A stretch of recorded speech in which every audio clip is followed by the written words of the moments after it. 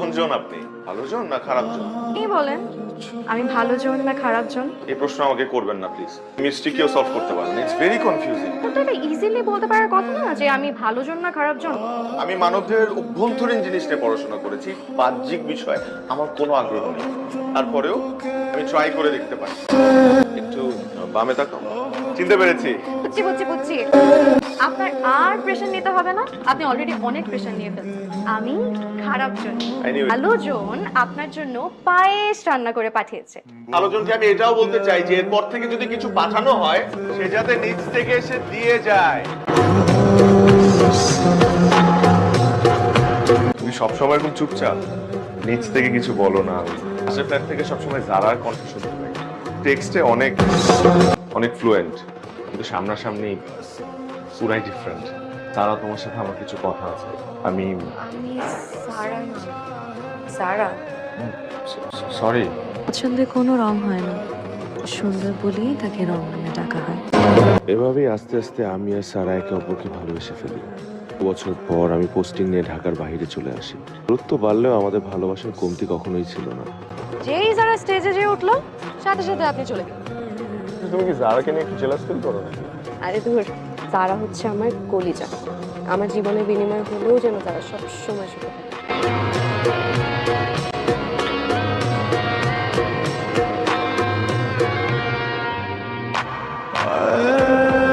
দিকে দেখলে মনে হইতেছে ছেলেটা বাইচাও মরে গেছে।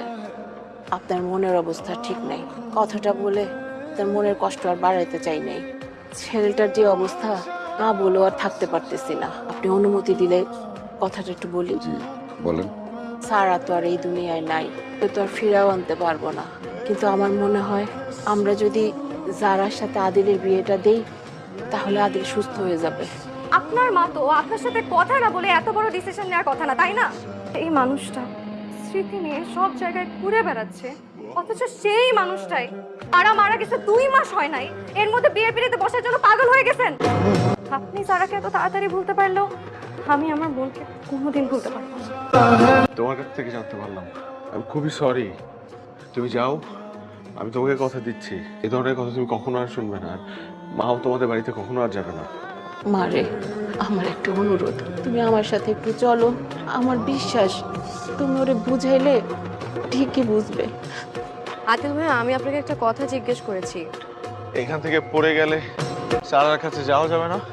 আদিল ভাইয়া, সারা আর আমি দুটো ভিন্ন মানুষ হলেও না আমাদের আত্মা ছিল এক। এমন কোনো দিন যায়নি জানেন সারা আমাকে রেখে খেয়েছে কিংবা আমি সারাকে রেখে খেয়েছি। এখন আমি সারাকে ছাড়া দিব্যি বেঁচে আছি। আপনার কি মনে হয় আদিল ভাইয়া, আমার কি সারার জন্য একটু কষ্ট লাগে না? কিন্তু বাবার মুখের দিকে তাকিয়ে আমার যত কষ্ট হোক আমি তো নিজেকে দমিয়ে রাখি। কি করব? What do you expect me to do? She was the love of my life.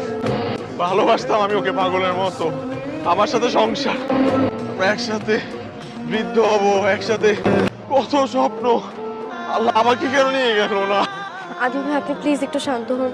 ভাগ্যে কি লেখা আছে এটা তো আমরা কেউ জানি না। আমরা তো আর সারাকে ফিরে পাবো না। আপনি যে নিজেকে এভাবে কষ্ট দিচ্ছেন তাতে তো সারার আত্মা কষ্ট পাচ্ছে। কালকে থেকে আপনি একদম নর্মাল লাইফে ব্যাক করবেন।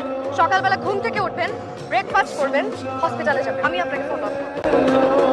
কি ব্যাপার, আপনাকে এতবার ফোন করলাম, আপনি ফোন ধরলেন না কেন? আর বলো না, একটা বিষয় নিয়ে খুব ঝামেলায় আছে। বাইরে থেকে কিছু সারা,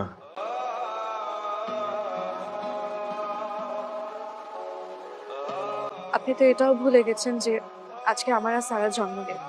সকাল থেকে সারার কথা খুব মনে পড়ছিল, তাই চক করে ওর পছন্দের সবকিছু রান্না করলাম। আপনাকে ফোনও করেছিলাম কিন্তু আপনি ধরেননি, তাই ভাবলাম যে এসে সারপ্রাইজ দিই। এই শখ করে সারার শাড়িটা পরতে চাই। I am really sorry. আমি না সব সময় এই স্পেশাল দিনগুলো খুব স্পেশাল ভাবে ভুলে যাই। এই কারণে সব সময় সারা আমাকে বকাঝকা করতো। বকাঝকা করতাম, কানে ধরে উঠবসও করে। এখন কি তুমিও আমাকে কান ধরে উঠবস করাবে? আসসালামু আলাইকুম আঙ্কেল। বাবা, আজকে সন্ধ্যায় কি একটু বাসায় আসতে পারবা? জি অবশ্যই আঙ্কেল। কোনো সমস্যা আছে নাকি? বাসায় আসো, তারপরেই বলি। জি আঙ্কেল। আঙ্কেলের কাছে জানতে পারলাম তুমি নাকি জার্মানির এক ইউনিভার্সিটিতে স্কলারশিপ পেয়েছো। এখানে সব কিছুতে সারার স্মৃতি জড়িয়ে আছে। আমি খুব ভালো করেই জানি এখান থেকে গেলে আমি কোনোদিন ভালো থাকবো না। তার আর একটা স্বপ্ন ছিল যে তুমি বাইরে কোনো এক ভালো ইউনিভার্সিটি থেকে পোস্ট গ্রাজুয়েশন করবে। তো সবসময় আমাকে বল। আর আপনি? আমি কি? আমি চলে গেলে আপনি একা হয়ে যাবেন না? আপনার খেয়াল কে রাখবেন? হোয়াটস রং উইথ ইউ? সারাদিন এতগুলো কল দিলাম, একটা কলও ধরো নাই তুমি আমার। কালকে আমার মুখের উপর বলে দিলে তুমি যেতে চাও না। That's it, that's your final decision. আরে বাচ্চা আমি করছো কেন? Why don't you speak? তোমার প্রবলেম কি? আমার তো কোনো প্রবলেম নাই। যে আমার কথা শুনে না, আমি কি চাই সেটার কোনো মূল্যায়ন করে না, তার সাথে কথা বলে আমার কি লাভ? আমি তার সাথে কথা বলতে চাই না।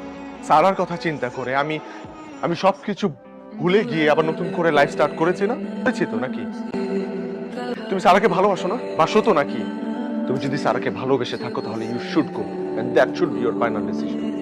না, আমার একটা মেয়ে ফ্রেন্ড আছে ওখানে, তোমার কোনো সমস্যা হলে আমাকে বললে ও হেল্প করবে। আপনার ওখানে মেয়ে ফ্রেন্ডও আছে তো? আদিল ভাইয়া, আমি আপনাকে একটু জড়িয়ে ধরতে পারি? এত একা একা আমার একদম যেতে ইচ্ছে করছে না। আর তুমি যতদিন ওখানে থাকবে আমি কথা দিচ্ছি, আমি এখানে সবাইকে দেখে রাখবো। কিছু বলবেন? তোমার ডায়েরি আপনি তো কোথায় পেলেন? তোমার রুমে পেয়েছি গতকাল। ভেবেছিলাম দিব কিন্তু মনে ছিল না। চাওয়া পাওয়াগুলো অদ্ভুত ভাবে কিরকম হয়েছে। প্রথম দেখাতেই আদিলকে আমার ভালো লাগে, কিন্তু আজকে যখন সারার ফেসবুকে আদিলের নাম সার্চ করা দেখতে পাই, সারাও আদিলকে পছন্দ করে। যেই সারা ছোটবেলা থেকে পৃথিবীর যে কোনো কিছুর বিনিময়ে আমার জীবনের সুখ এনে দিতে মরিয়া হয়ে থাকতো, আজকে আমি আমার সুখের জন্য ওর সাথে এত বড় স্বার্থপরতা করতে পারি।